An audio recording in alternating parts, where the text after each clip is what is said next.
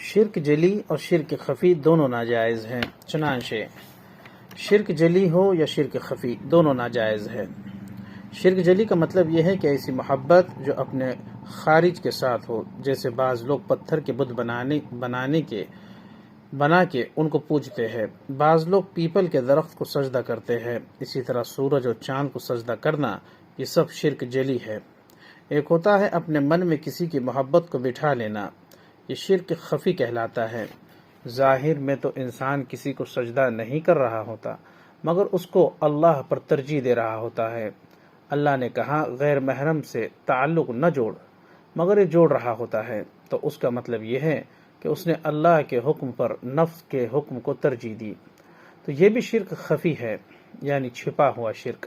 اس لیے قرآن پاک میں فرمایا، پھر کیا تم نے اسے بھی دیکھا جس نے اپنا خدا اپنی نفسانی خواہش کو بنا لیا۔ تو انسان اپنی خواہشات کو پوجتا ہے۔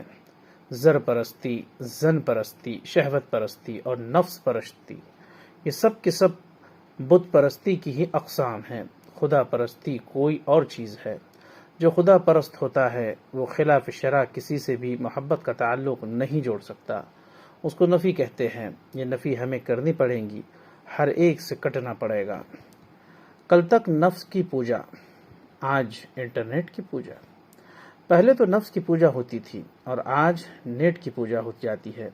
انٹرنیٹ کے ساتھ ایسا تعلق ہوتا ہے کہ جیسے کسی کے پوجتے ہیں، گھنٹوں بیٹھے ہوتے ہیں، نماز کی فرصت ملتی ہے یا نہیں، مگر انٹرنیٹ پر وقت ضرور گزر رہا ہوتا ہے۔ اس کو میسج، اس کو میسج، اس کو ای میل، اس کو ای میل، یہ مخلوق کی گرفتاری کہلاتی ہے۔ جب مخلوق سے جان چھوٹے گی تب اللہ کا وصل ہوگا۔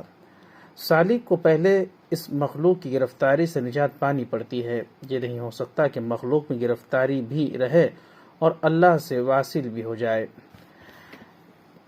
نفس کے جال سے آزاد ہوئے بغیر پرواز ممکن نہیں۔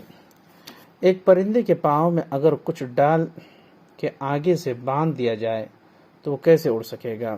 ایک ہی طریقہ ہے گرفتاری سے نجات پا کے پرواز کرنے کا کہ دھاگا کھول دیجئے۔ ہمیں بھی ہمارے نفس نے باندھا ہوا ہے۔ ہر گناہ جو ہم کرتے ہیں وہ نفس نے اصل میں ایک دھاگا باندھا ہوا ہوتا ہے۔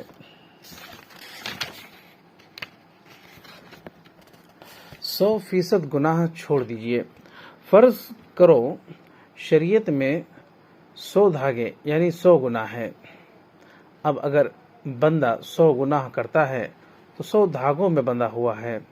اگر ایک پرندے کو آپ 5-6 دھاگوں سے باندھ دیں، پھر ایک دھاگا کھول دیں تو کیا وہ پر آزاد ہو جائے گا؟ 2-3 حتیٰ کہ 5 بھی کھول دیں تب بھی آزاد نہیں ہوگا۔ جب تک ایک دھاگا بھی باقی ہے وہ گرفتار ہے۔ اسی طرح شریعت میں اگر 100 گناہ ہے اور ہم 20 چھوڑ دیں، 50 چھوڑ دیں، 70 چھوڑ دیں یا 90 چھوڑ دیں، 95 چھوڑ دیں، 98 چھوڑ دیں، حتیٰ کہ اگر 99 بھی چھوڑ دیں تب بھی گرفتار رہیں گے۔ آزاد تبھی ہوں گے جب 100 کے 100 گناہ چھوڑ دیں گے۔ اس کا مطلب یہ ہے کہ اپنے آپ کو مخلوق کی نفسانی، شیطانی اور شہوانی محبتوں سے 100% کٹنا پڑے گا۔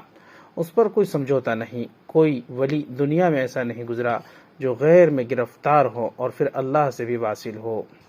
یہ نہیں چلتا۔ اللہ تعالیٰ کے معاملے بہت کھرے اور کھلے دھلے ہیں۔ یہ سمجھانے والی بات ہے، یہ سمجھنے والی بات ہے، لہٰذا پہلا قدم ہے مخلوق سے کٹنا۔ اب سوچیں کہ اگر ہم مخلوق سے کٹے ہی نہیں تو وصل کی تو سوچ بھی دور کی بات ہے۔ ہم کیسے واصل ہو سکتے ہیں جبکہ پورے دین کا لب لباب ہی توحید ہے؟